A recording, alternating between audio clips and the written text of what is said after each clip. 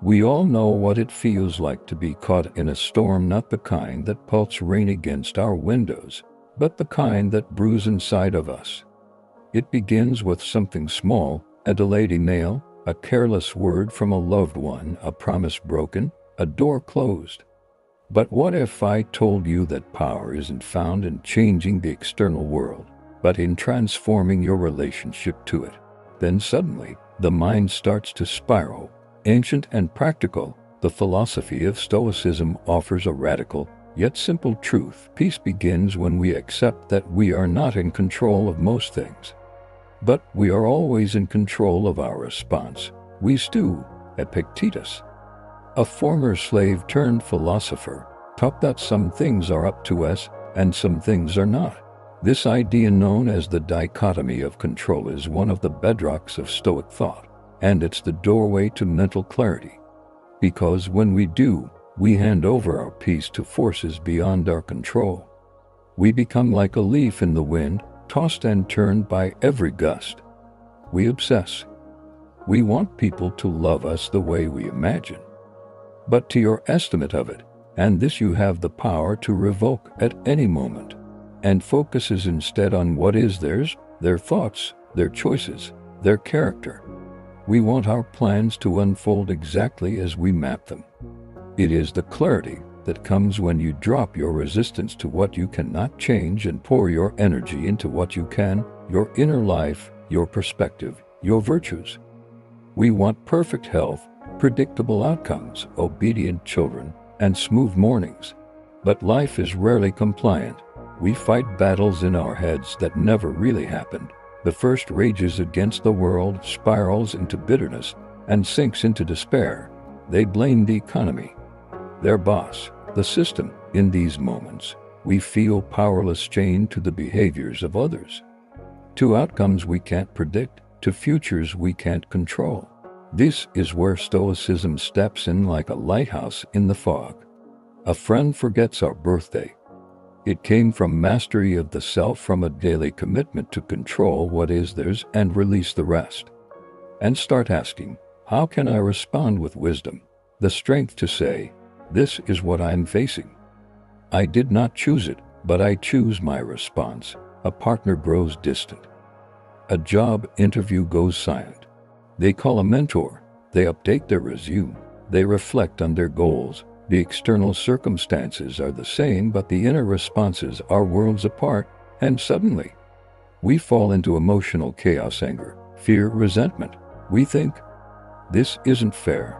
This shouldn't happen. Why me? Stoics were not passive. Marcus Aurelius was. Emperor Seneca was an advisor to Nero.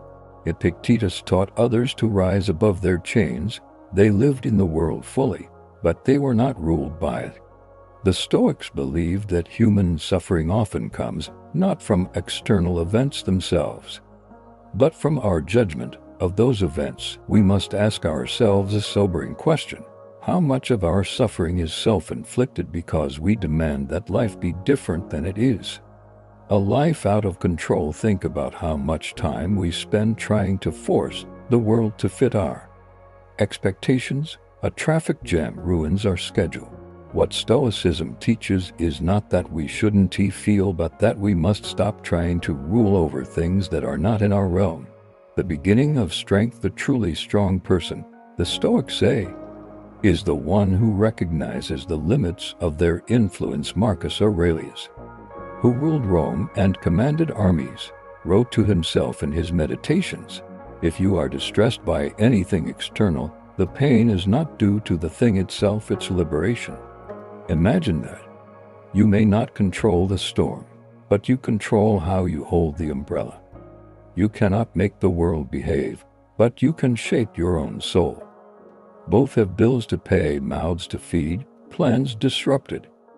The acceptance Stoicism speaks of isn't resignation. A story of two responses. Let me share a story. The other remains free. Two people lose their jobs on the same day. Their strength did not come from outcomes. The second is stand but chooses to focus on what they can do next.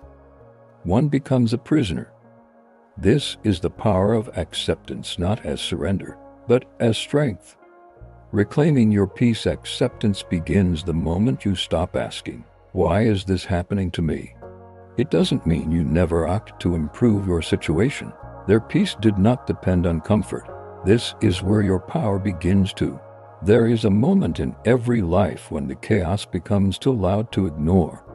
A moment when everything you thought you could handle slips through your fingers, relationships dissolve, plans fall apart, the future becomes uncertain.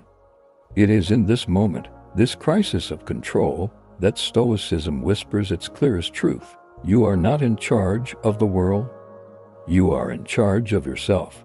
How often do we obsess over things that are not up to us, other people's opinions, random misfortunes, or how the world unfolds, and in doing so, how often do we neglect the one realm that is completely ours, our own choices, beliefs, and character? At the heart of Stoic philosophy lies one foundational idea, what Epictetus called the dichotomy of control. It is simple on the surface, but life-changing in practice. He said, some things are up to us, and some things are not. We will break it down, explore how it applies to modern life, and learn how accepting this dichotomy can be the first step toward freedom, peace, and true resilience. But here's the insight. What matters most is always under your control, your mind, your virtue, your inner state. But how often do we reverse this truth? Life can be divided into two categories. Things we can control, our opinions, choices, desires, aversions, and actions. We cling to expectations. We need life to cooperate with our plans in order to be okay. And when it doesn't, we feel like we're falling apart. Things we cannot control, our body, reputation, wealth, other people's actions, external events, and the outcome of our efforts. When we expect people to behave how we want, or the world to follow our script, we create a gap between reality and desire. That gap is where suffering lives. At first glance, it might seem like the list of things beyond our control is overwhelming. You can't stop someone from insulting you, but you can decide whether or not to be offended. You stop playing the game of trying to bend reality. Instead, you become rooted in the solid ground of your own self-mastery. You can't control whether you follow, but you can choose whether to panic or remain calm. You can't force success, but you can choose to be diligent, focused, and honorable in your work. No, but you can control your breathing, your thoughts, and the music or podcast you listen to. You can choose peace over panic. When you fully grasp this truth, your mental energy stops being scattered in 100 directions. Because of our misery, let's be honest, most of our suffering comes not from what happens, but from our resistance to it. We want things to go a certain way. But the Stoics urge us to realize that expectations tied to uncontrollable things are a recipe for frustration. Seneca put it beautifully. We suffer more in imagination than in reality. You don't control the outcome. You control the effort. You don't control the weather. You control your attitude. The goal is to be so grounded in what is yours that nothing outside can disturb your peace. You don't control others. You control how you show up. This isn't defeat, it's discipline. It's not about giving up.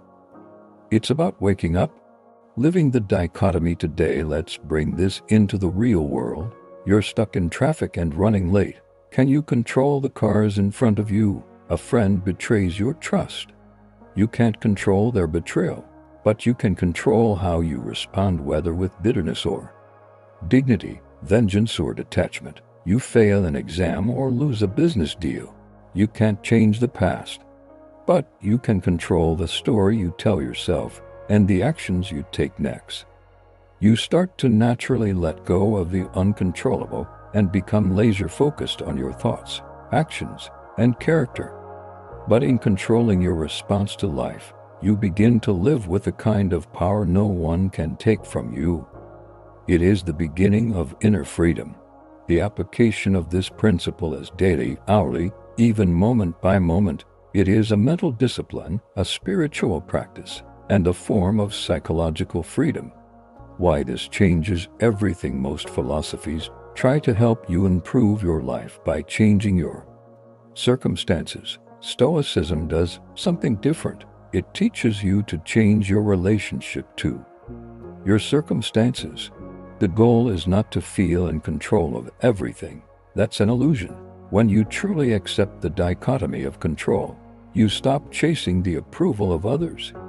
You stop fearing failure because you realize your effort matters more than outcome. You stop blaming the world and start taking full responsibility for yourself. This is what makes Stoicism revolutionary.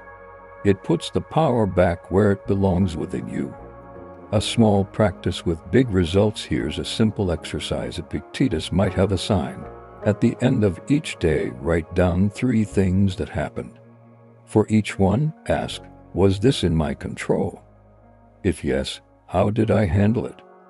If no, did I accept it or resist it? This daily reflection begins to rewire the mind. The moment you realize that peace is not found in controlling life, the dichotomy of control is not just philosophy. It is armor for the soul. It is a compass in uncertainty. It may not feel that way when you're in the middle of heartbreak, loss, or disappointment. It's easy to point the finger at life and say, this shouldn't be happening. But what if the suffering we experience in life is not caused solely by the events themselves, but by our resistance to them? What if it's not the rain that ruins our day, but our insistence that it should have been sunny? Accepting what is fully and without resentment is not weakness. It is the gateway to peace. What if it's not the breakup that shatters us, but our belief that it was never supposed to end? More suffering than reality itself. Humans are meaning makers. We don't just observe events, we interpret them. And often, we don't just interpret events, we argue with them. We tell ourselves things like, that is what it looks like when we resist the reality of our circumstances. The more we resist, the more we suffer. This isn't fair. They called this flow the logos, the rational order of the universe. We had a picture in our mind of how things should go, and when life doesn't match the picture, we feel betrayed. While we cannot predict or control it, we can choose to accept it and even cooperate with it. This shouldn't have happened. The more rigid your expectations, the more fragile your peace. We can work for success, love, health, but we should not cling to them as if our well-being depends on them. The more you demand from reality, the more often you'll be disappointed. Why me? But your own judgment about it, and it is in your power to wipe out this judgment now. Over time, it cramps. You prepare, show up on time, give your best, and still don't get hired. It hurts.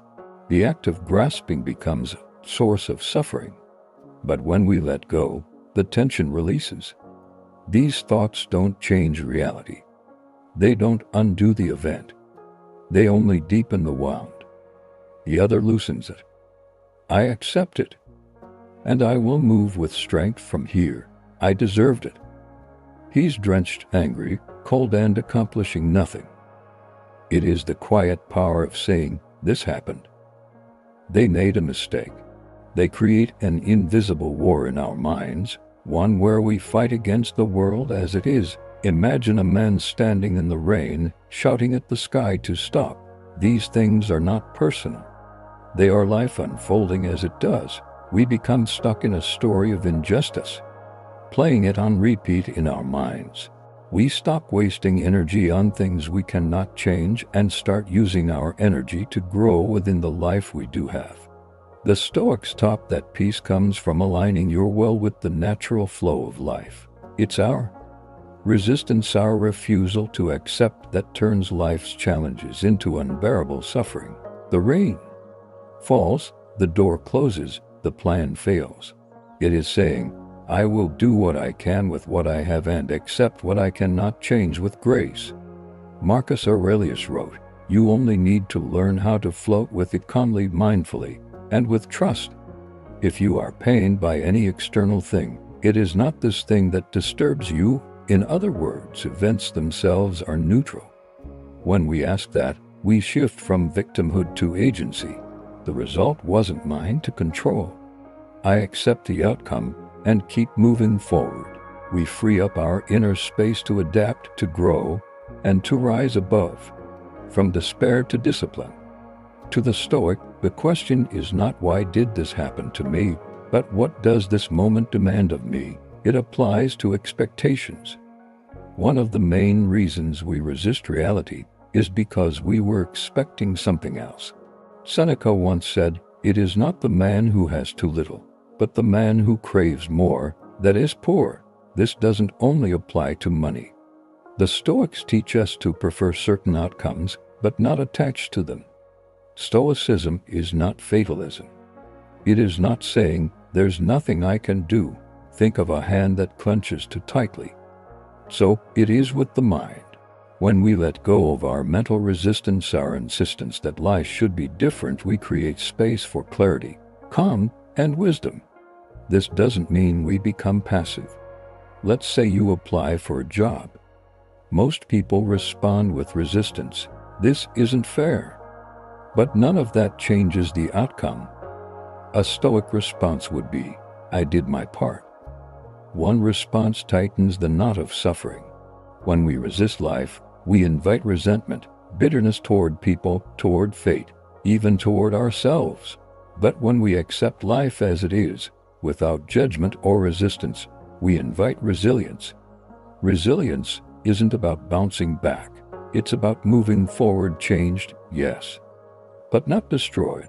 Here is a daily practice to cultivate acceptance. At the end of the day, ask yourself, what events today triggered resistance in me? What thoughts or beliefs caused that resistance? Can I reframe this event and see it as part of my path, not an interruption of it? Over time, this practice softens your inner rigidity and makes you more adaptable, more peaceful, more stoic.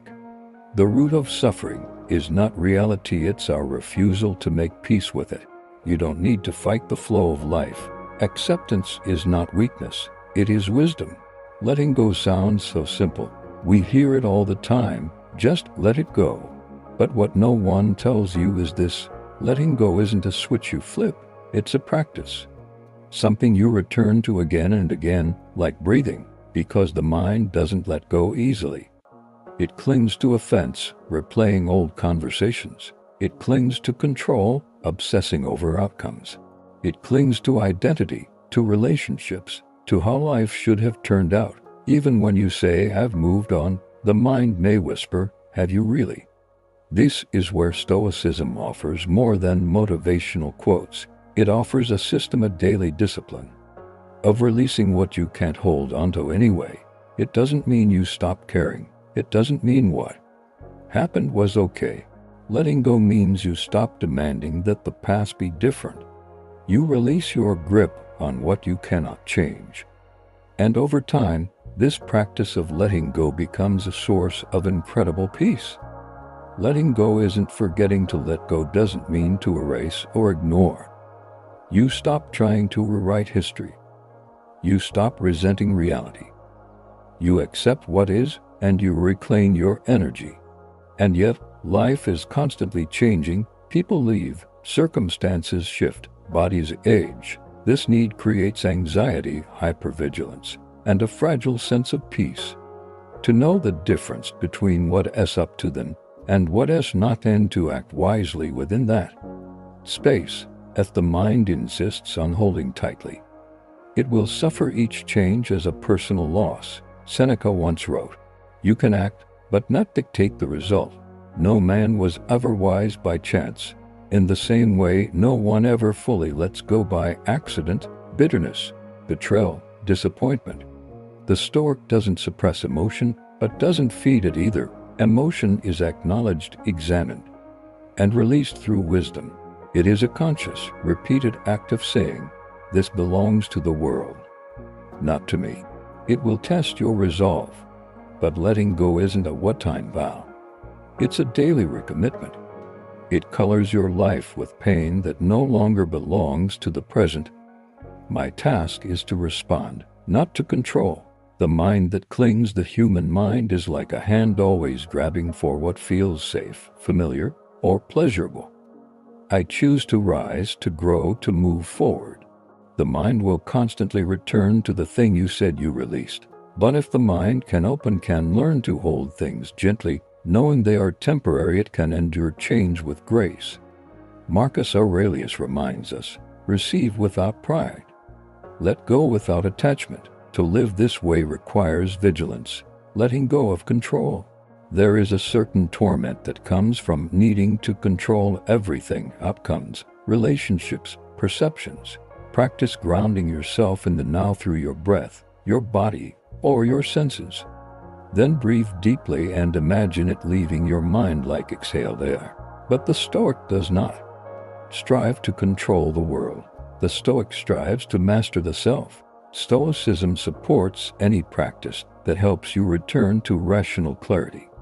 Letting go of control does not mean becoming passive. It means releasing the illusion that you can guarantee outcomes. You can influence, not command. Epictetus put it this way: you do not have to fix, control, or hold onto everything. Life will unfold regardless. Your job is to meet it with wisdom, not resistance. Make the best use of what is in your power and take the rest as it happens. This is a letting go that empowers rather than weakens. It clarifies where your strength truly lies. The emotional release letting go also applies to emotional wounds. A return to the calm at the center of all storms. A return to what has always been yours: your reason, your values, your inner peace. Holding on to anger or sadness often feels justified, but eventually the burden becomes too heavy. You carry it into every interaction, every thought. Letting go of these emotions doesn't mean pretending you weren't hurt. It means choosing freedom over change. You can say, yes, that hurt me, but I choose not to live in that pain. This is not denial. It is Stoic strength. And you will begin to feel something extraordinary: freedom. The practice of letting go, because letting go is a practice. It helps to treat it like any other skill with daily training. Here are some ways to build this muscle. 1. Daily reflection. At the end of each day, ask yourself, what am I still holding on to that no longer serves me? What expectation, resentment, or fear can I release tonight? Write it down. 2. Reframe the situation. Every time the mind clings to what was, gently ask, what is the lesson here? How can I grow from this? Turn fixation into reflection. Turn pain into wisdom. Breathing exercises, walking meditation. 3. Return to the present. Clinging is almost always a product of the past or future. The present moment requires no resistance. The more present you become, the less you need to hold out for. Rituals of release. Some people find strength in symbolic actions. Writing a letter and burning it. The goal is not perfection, but presence. Letting go is letting be. Ultimately, letting go is the art of letting things be as they are. There is profound peace in saying, this happened. I didn't choose it, but I choose what happens next within me. This is what separates the Stoic from the world, a mind that doesn't cling but flows. Letting go is not a loss. It is a return to yourself. Practice this every day. Release the need to grip tightly. We live in the most advanced age in human history, an era of instant information, curated images, predictive algorithms, and devices that allow us to schedule, monitor, and optimize nearly everything. And yet, with all this control at our fingertips, something strange has happened. We've become more anxious, more distracted, and less at peace. Why? Because in gaining convenience, we've lost clarity.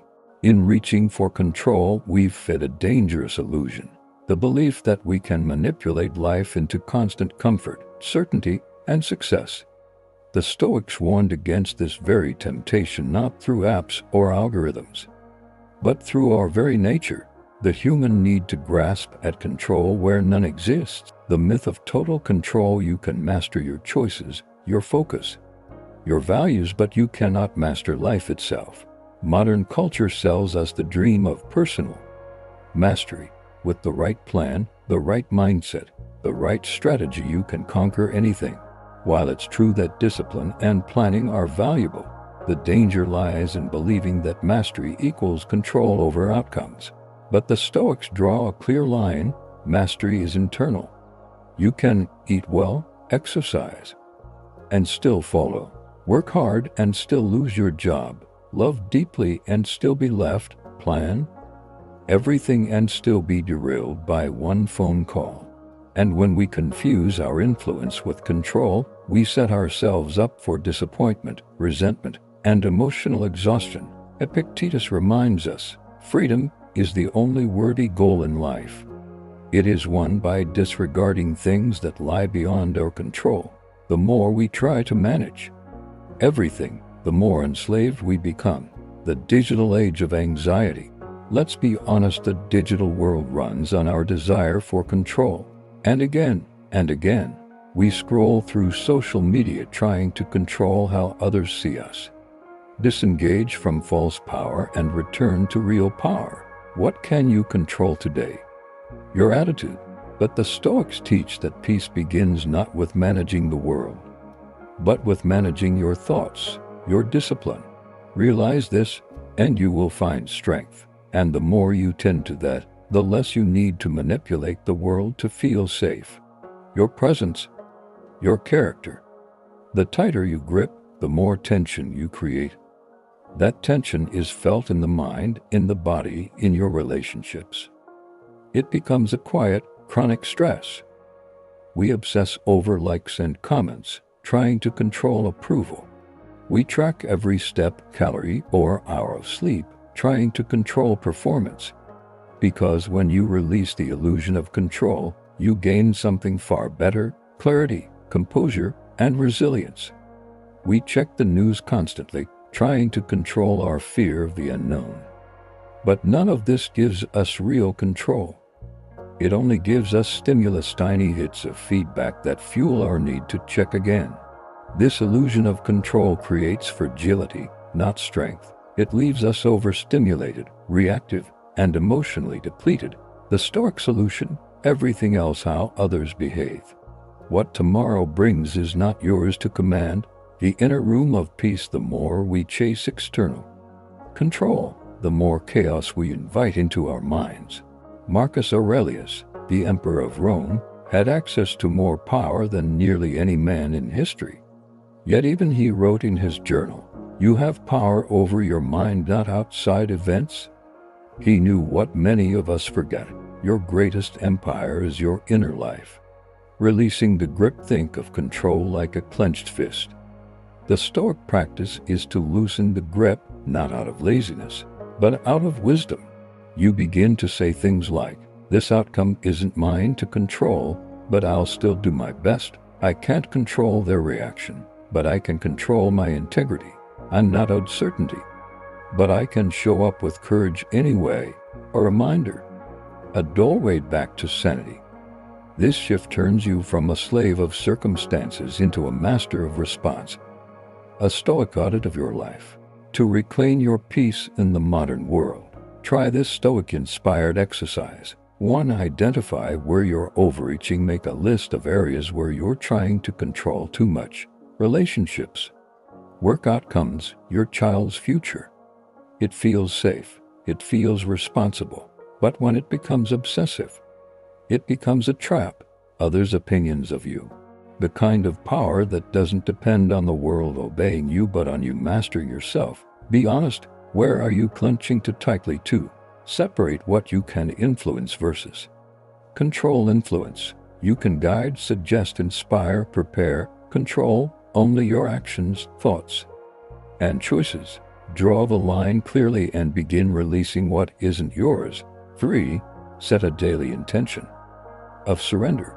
Each morning say, "Today I will act with purpose, but I release the outcome." Let this become a mantra. The irony of real power. Here's the paradox: the less you need to control, the more powerful you become, because power, in the Stoic sense, is not about domination, it's about discipline of the mind, not about changing others, but about changing how you carry yourself, not about forcing peace, but about becoming peaceful. The modern world will tempt you every day to try harder, reach further, grip tighter. But the wise man, the Stoic, knows when to step back and say, "This is not mine to control. My peace is too valuable to waste. Control is seductive." Stoicism shows you the way out, not by making you passive, but by making you powerful in a new way. And when you do, no algorithm, no headline, no rejection, no chaos can shake your core, because your power lives where it always has, inside you.